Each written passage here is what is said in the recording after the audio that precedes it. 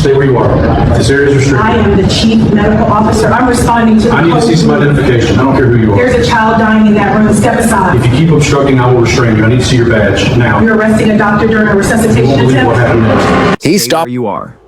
Those 4 words. That's all it took. 4 words in a hospital hallway on a Tuesday morning in Chicago. 4 words that would cost a city $4.2 million. 4 words that would end a career, change hospital policy nationwide, and nearly cost a child their life. I need you to picture something with me. You're running, your heart is pounding, there's a code blue. That's hospital speak for someone is dying right now, this second, and you're the person they called. You're the chief medical officer. You've been a surgeon for 20 years. You've saved hundreds of lives, and someone steps in front of you, blocks your path, and tells you to stop. Now, here's the part that makes this story different. He doesn't stop the 2 doctors who just ran past him, both white, both male, both in scrubs just like yours. He stops you. And when you try to explain, when you show him your badge, when you tell him a child is dying, he threatens to arrest you. This is the story of Dr. Elena Vargas, and I need to tell you everything. Because what happened that morning didn't start in that hallway. It started years before, and it ended with one of the largest discrimination settlements in hospital history. Let me take you back. Metropolitan University Hospital, Chicago. One of the largest teaching hospitals in the Midwest. 1,500 beds, trauma center, pediatric ICU, the kind of place where every second counts. Dr. Elena Vargas had worked there for 18 years. Let me tell you who she was, because this matters. She was born in El Paso, Texas, daughter of a nurse and a construction worker, first in her family to go to college, full scholarship to Northwestern, then medical school at Johns Hopkins, top of her class. She did her surgical residency at Mass General, then a fellowship in pediatric trauma surgery. By the time she was 38, she was chief of surgery at Metropolitan. By 42, she was chief medical officer, the highest-ranking physician in the entire hospital. She oversaw every department, every protocol, every doctor. She wasn't just a surgeon anymore. She was the person who made decisions that affected thousands of patients every single day. And here's what I need you to understand about Dr. Vargas. She didn't carry herself like you'd expect. She didn't wear power suits. She didn't have an office on the executive floor with floor-to-ceiling windows. She wore scrubs every single day because she believed, and she told me this later, that if you're going to lead doctors, you need to be close to the medicine. You need to be in the halls. You need to be reachable. She kept her badge clipped to her scrubs, always visible. Her name, her title, Chief Medical Officer, right there on her chest. But here's the thing about badges. People have to actually look at them. Now let me tell you about Tuesday morning, March 14th. It was 9:47 a.m. Dr. Vargas was in her office, a small room on the 4th floor, right next to the surgical wing, reviewing a case file. A 14-year-old with a perforated bowel? Complicated. She was making notes for the surgical team. Her phone rang, not her cell, her hospital pager. The red one, code blue, pediatric ICU, room 618. She didn't hesitate. She grabbed her stethoscope. She was out the door before the second beep. Now I want you to feel what she felt in that moment. A code blue isn't just an emergency. It's the emergency. It means someone's heart has stopped, or they're not breathing, or they're crashing so fast that without immediate intervention, they will die. And this was a child. Dr. Vargas ran, not jogged, ran. Through the 4th floor hallway, down the stairwell. She didn't wait for the elevator, never wait for the elevator during a code, and she hit the 3rd floor corridor at full speed. The pediatric ICU was at the far end, a long hallway, restricted access. You needed a badge to get through the double doors. She had her badge, she had her authority. She had 18 years of experience in that building, but what she didn't have in that moment was the right skin color, and that's where everything went wrong. Officer Scott Rohr was stationed at the 3rd floor checkpoint. He'd been working hospital security for 6 years, contracted through a private security firm called Sentinel Guard Services. He wasn't hospital staff, he was outsourced. And here's something I found out later, something that makes this whole thing even worse. He'd been assigned to Metropolitan for 3 years. 3 years. He should have known the chief medical officer, but he didn't, because he'd never bothered to learn. Now, I want to be fair here. Security officers have a hard job. They're supposed to keep people safe. They're supposed to check IDs. They're supposed to stop unauthorized personnel from entering restricted areas. But here's what the footage shows. At 9:51 a.m., just 4 minutes before Dr. Vargas arrived, 2 doctors came through that same hallway. Dr. Richard Brennan, white, male, 52 years old, wearing scrubs. Dr. Liam Cho, Asian, male, 37, also in scrubs. Both were heading to the ICU. Officer Rohr saw them. The camera caught it. He nodded. That's it. A nod. He didn't ask for their IDs. He didn't ask where they were going. He didn't stop them. They walked right past him. Now, 4 minutes later, Dr. Vargas comes sprinting down that same hallway, and Officer Rohr steps directly into her path. His hand goes up. His voice is loud. "Stay where you are." Dr. Vargas stops. She's breathing hard. She's focused. She looks at him, and I imagine in that moment, she's doing what every professional does when they're interrupted during an emergency. She's trying to stay calm. She points to her badge. "I'm Dr. Vargas, Chief Medical Officer. I'm responding to a code blue." Officer Rohr doesn't look at her badge. He looks at her face. "This area is restricted," he says. She takes a breath. She speaks slowly. "I know. I'm the Chief Medical Officer. I need to get to the ICU. There's a child in distress." He doesn't move. "I need to see some identification." Now here's where I need you to really hear what happened next, because this is the moment where she realized what was happening. She reaches for her badge. She holds it up. It's clipped right to her scrubs. Right there, her photo, her name, her title. "This is my identification. I'm Dr. Elena Vargas, Chief Medical Officer. I'm responding to a code blue in room 618. I need you to step aside." Officer Rohr glances at the badge. Glances. Not reads. Glances. And then he says something that I still can't believe. "I don't care who you are. I need to verify this." Dr. Vargas feels something shift inside her. She told me later, she said, "I knew in that moment exactly what was happening, because it had happened before. Not at the hospital, but in my life. The assumption that I don't belong, the assumption that I need to prove myself more than someone else. And I knew if I argued with him, if I raised my voice, if I showed any emotion, he'd use it against me." So she stayed calm. "Officer, I understand you're doing your job, but there is a child dying in that room. Every second I stand here is a second I'm not saving that child's life. I am asking you to step aside." He crosses his arms.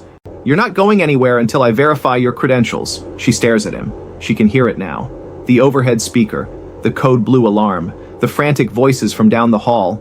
She's wasting time. She makes a decision. She steps to the left, trying to go around him. He blocks her. She steps to the right. He blocks her again, and then he says the words that would later be played in a courtroom.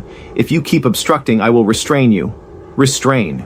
He threatened to physically restrain the Chief Medical Officer of the hospital during a code blue, while a child was dying. Dr. Vargas looks him directly in the eyes. "You're going to arrest a doctor during a resuscitation attempt?" He doesn't answer. He reaches for his radio, and that's when everything exploded. The double doors to the ICU burst open. Dr. James Whitfield, attending physician. He's 39. He's been working the ICU for 6 years, and he's panicking. "Dr. Vargas, thank God you're here." He doesn't see Officer Rohr at first. He's too focused, too desperate. "It's the Brennan kid, 7 years old, post-op cardiac. He's crashing. We can't stabilize him. We need you now." Then he sees Officer Rohr standing between him and Dr. Vargas. He stops. He looks at Rohr. He looks at Dr. Vargas. He sees her face, the controlled fury, the restrained panic, and he understands immediately. "What are you doing?" Dr. Whitfield says, his voice rising. "She's the Chief Medical Officer. A child is dying." Officer Rohr's face changes. It's subtle, but it's there. The realization, the dawning horror of what he's just done. But he doesn't apologize. He doesn't step aside. He just freezes. Dr. Vargas doesn't wait for permission. She moves around him. This time he doesn't block her. She's through the doors and sprinting toward room 618. Dr. Whitfield follows. Officer Rohr stands there in the hallway, alone, his hand still on his radio. He doesn't call it in, not yet, but someone else does. Inside room 618, chaos. Let me paint this for you, because this is the moment where everything Dr. Vargas had trained for, everything she'd worked for, came down to seconds. There's a boy on the bed, 7 years old. His name was Caleb Brennan. He'd had open heart surgery 2 days earlier, a routine valve repair. Everything had gone well. He was supposed to be recovering, but something went wrong. His heart rate spiked, then dropped. His oxygen levels plummeted. He went into cardiac arrest. The ICU team was working on him when Dr. Vargas arrived. 2 nurses, 1 resident, 1 respiratory therapist. They were doing chest compressions. They had the crash cart. They were administering epinephrine, but it wasn't working. Dr. Vargas entered the room. She didn't announce herself. She didn't waste time. She looked at the monitors. She looked at the boy. She looked at the team. "How long?" she said. 4 minutes, the resident said, out of breath. 4 minutes without a stable rhythm. Dr. Vargas moved to the bedside. She placed her hands on Caleb's chest. She felt for the compressions. She felt the ribs beneath her palms. She felt the rhythm. "Stop compressions," she said. The nurse stopped. Dr. Vargas listened. She checked his pupils. She looked at the monitors again. And then she saw it. Pericardial effusion, fluid building up around the heart, compressing it, preventing it from beating properly. It's a complication that happens sometimes after cardiac surgery, and if you don't catch it fast, if you don't drain that fluid immediately, the child dies. "Get me a pericardiocentesis kit," Dr. Vargas said. Her voice was steady, calm, controlled. The nurse grabbed the kit. Dr. Vargas didn't hesitate. She prepped the site. She inserted the needle into Caleb's chest, just below the sternum, angled upward toward the heart. She advanced slowly, carefully, 1 millimeter at a time. And then, contact. She felt the resistance. She was in the pericardial sac. She aspirated. Dark red fluid filled the syringe. 60 milliliters, then 80, then 100. The fluid drained. Caleb's heart, no longer compressed, began to beat. Slowly at first, then stronger. The monitor beeped. A rhythm, a heartbeat. "We've got a pulse," the nurse said, her voice shaking. Dr. Vargas removed the needle. She applied pressure to the site. She watched the monitors. Caleb's oxygen saturation climbed. 70%, 80%, 90%. His blood pressure stabilized. He was alive. The room was silent. Dr. Vargas stood there, her hands still on the boy's chest, and she exhaled. She'd been holding her breath. The resident looked at her. His face was pale. "How did you know?" Dr. Vargas didn't answer. She just kept watching the monitors, because she knew something no one else in that room knew yet. She knew that if Officer Rohr had delayed her 30 more seconds, Caleb Brennan would be dead. Dr. Vargas left the ICU 20 minutes later. Caleb was stable. He was intubated, sedated, but his vitals were strong. The team was monitoring him closely. She walked back through the double doors. Officer Rohr was gone, but someone else was there. Director of Hospital Security. Name was Marcus Chen. He'd been with Metropolitan for 12 years. He was standing in the hallway with 2 other security officers. When he saw Dr. Vargas, his face went pale. "Dr. Vargas," he said, "I just heard what happened. I am so sorry." She held up her hand. "I want a copy of the security footage," she said. Her voice was calm, too calm. "I want it within the hour, and I want a full incident report on Officer Rohr's actions." Marcus nodded. "Of course, absolutely. We're already pulling the footage. Dr. Vargas, I want you to know, this is completely unacceptable." "I'm aware," she said. She walked past him.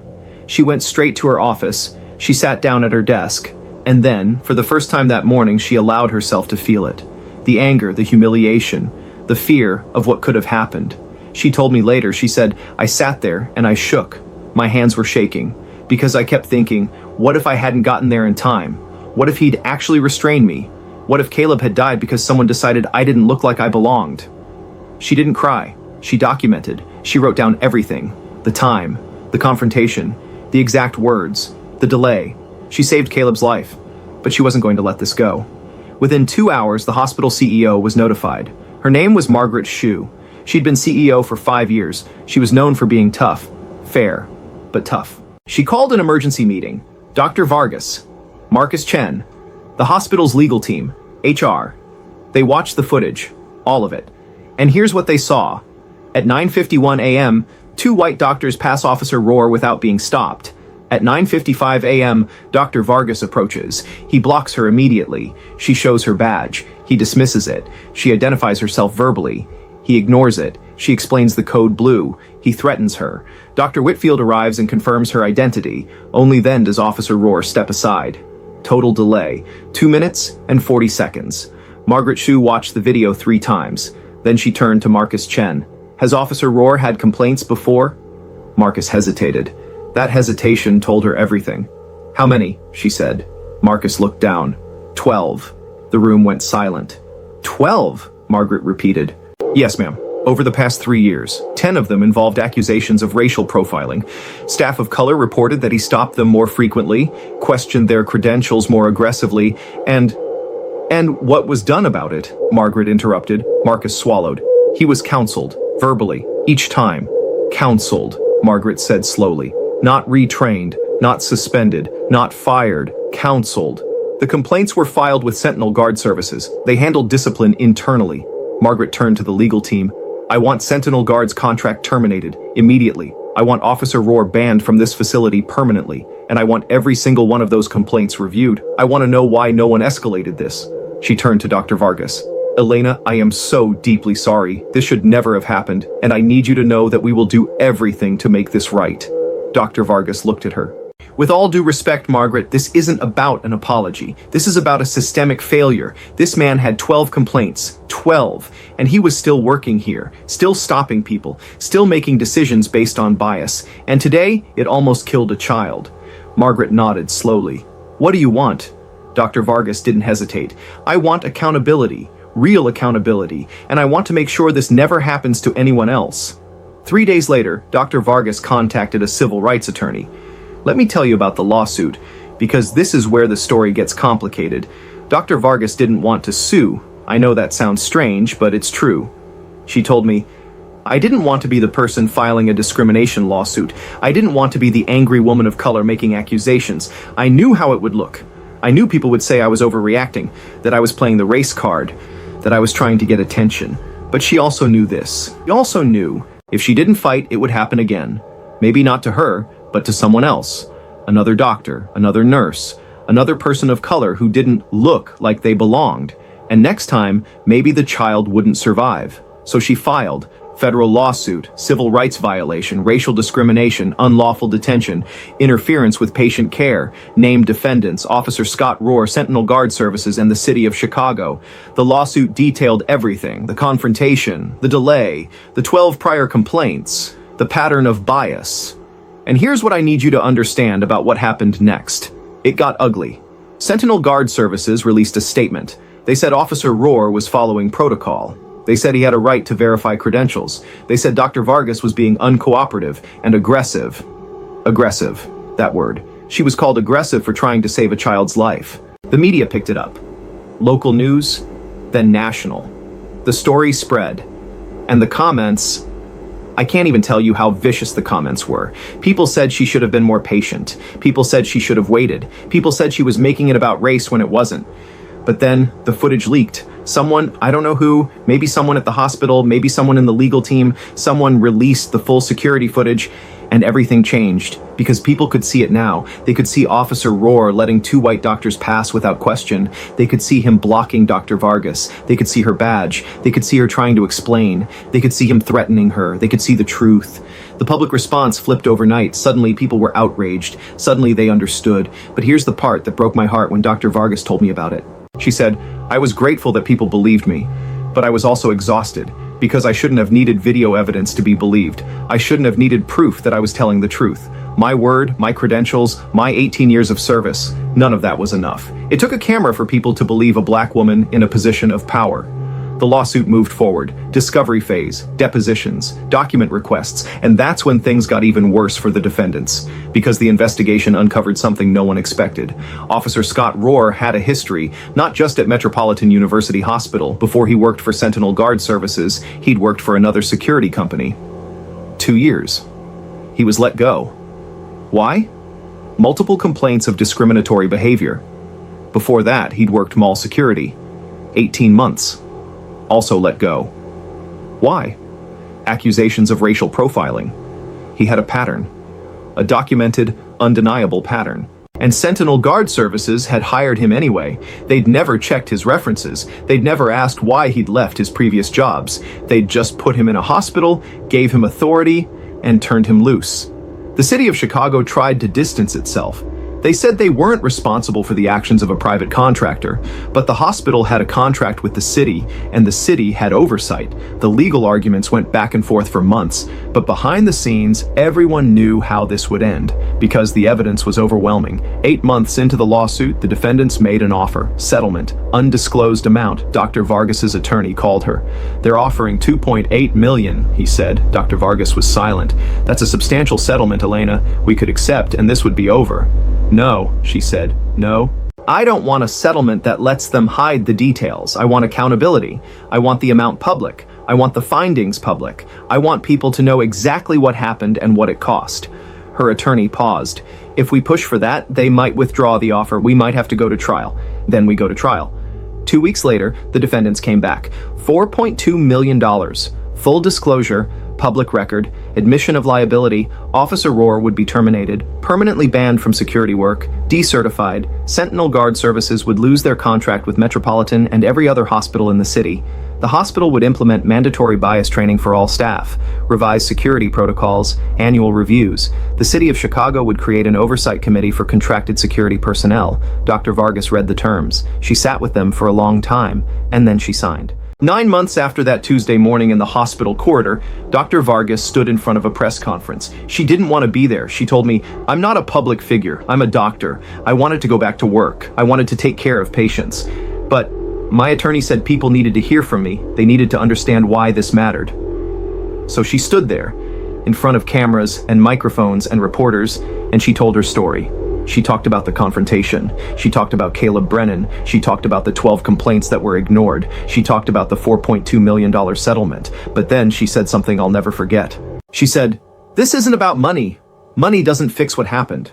Money doesn't erase the fact that a child almost died because someone decided I didn't look like I belonged. Money doesn't change the fact that for 2 minutes and 40 seconds, I was treated like a trespasser in the hospital where I've worked for 18 years. Money doesn't undo the humiliation, the fear, the knowledge that if I'd reacted the way any person would naturally react when they're being blocked from saving a life, if I'd raised my voice, if I'd pushed past him, if I'd shown anger, I would have been arrested or worse." She paused. "This case is about accountability. It's about making sure that what happened to me doesn't happen to the next doctor, the next nurse, the next person of color who has to prove they belong in a space where they've earned the right to be." Someone asked her if she was angry. She thought about it. "I'm tired," she said. "I'm tired of having to be twice as good to be seen as half as competent. I'm tired of being questioned in ways my white colleagues never are. I'm tired of watching people look at my face before they look at my credentials. And I'm tired of the system protecting people like Officer Rohr, while people like me have to fight just to be believed." Another reporter asked if she had any regrets. "Only one," she said. "I regret that it took a lawsuit to get people to pay attention.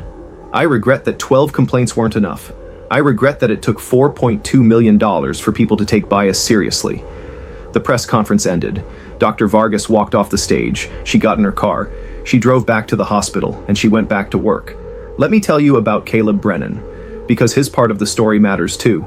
He recovered. Fully. The pericardial effusion was drained. The fluid didn't return. His heart healed. 3 weeks after the incident, he was discharged from the hospital. His parents, Michelle and Tom Brennan, asked to meet with Dr. Vargas before they left. She went to Caleb's room. Michelle was packing his things. Caleb was sitting on the bed playing a handheld video game, looking like any normal 7-year-old. When Dr. Vargas walked in, Michelle started crying. She hugged her. "Thank you," Michelle said. "Thank you for not giving up. Thank you for fighting to get to him. Thank you for saving our son." Dr. Vargas hugged her back. "I'm just glad he's okay," she said. Tom stepped forward. He shook her hand. "We saw the footage," he said quietly. "We saw what happened, what that officer did, and we want you to know, we're sorry. We're sorry you had to go through that, and we're sorry that our son's life was put at risk because of someone's bias." Dr. Vargas nodded. "Your son is alive. That's what matters." Caleb looked up from his game. "Are you the doctor who saved me?" he asked. Dr. Vargas smiled. "I'm one of them. There were a lot of people who helped you." "My mom said you're really brave." Dr. Vargas knelt down next to his bed. "You're the brave one, Caleb. You fought really hard. I'm proud of you." He grinned. "Thanks." She stood up. She looked at his parents. "Take care of him." "We will," Michelle said. "And Dr. Vargas, we're going to make sure people know what you did, not just saving Caleb, but fighting for what's right."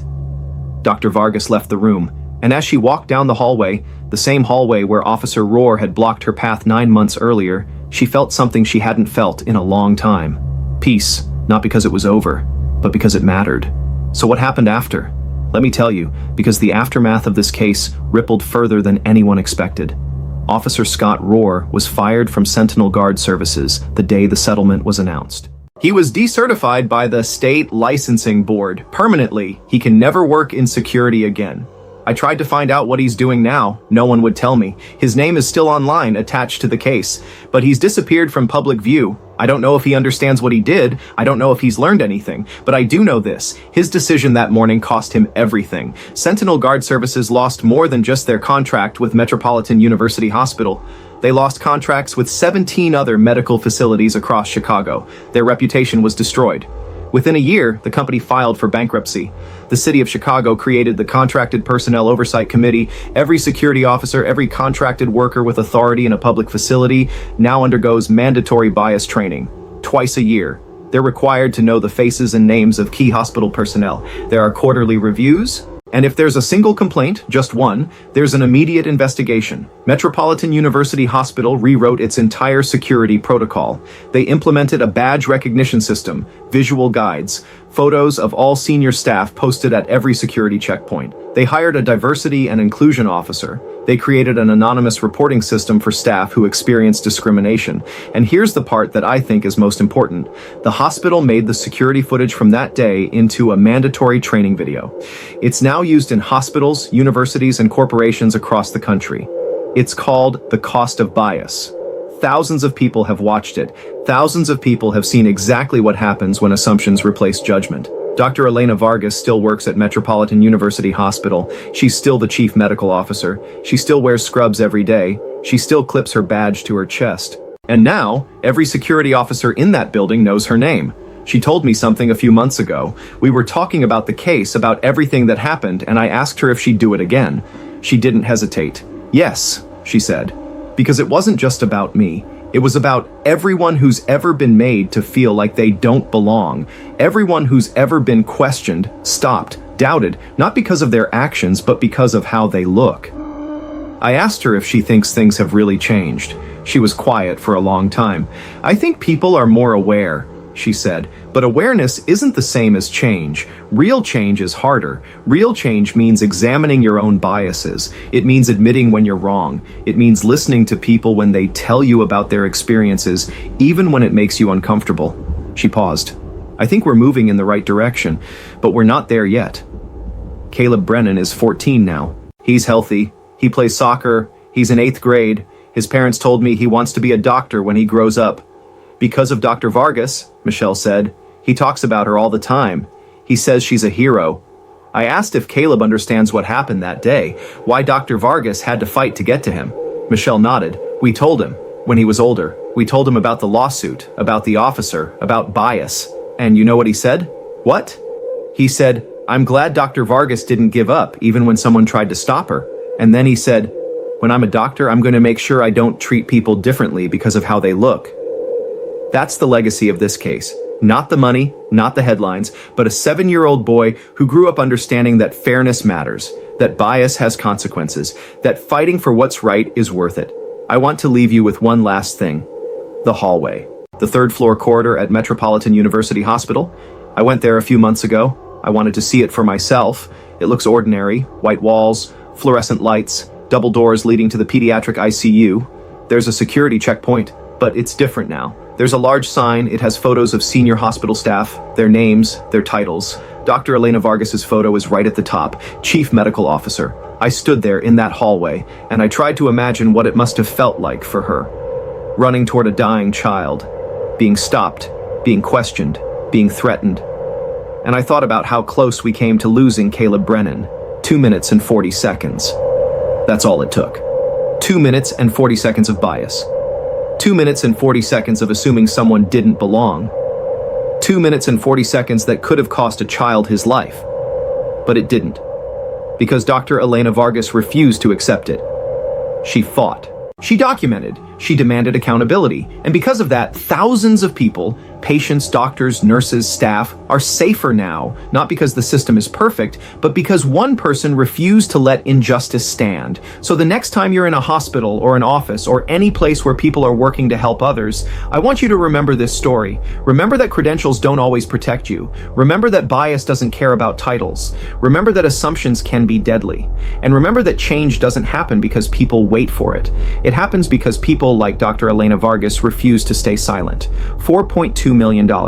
That's what bias cost in this case. But the real cost? The real cost is what we lose when we judge people by their appearance instead of their actions, when we question people who've earned the right to be there, when we let fear and assumption overrule common sense and compassion. Dr. Vargas saved a life that day. But she also saved something bigger. She saved the idea that accountability matters, that justice is worth fighting for, and that no one should have to prove they belong when they've already earned it.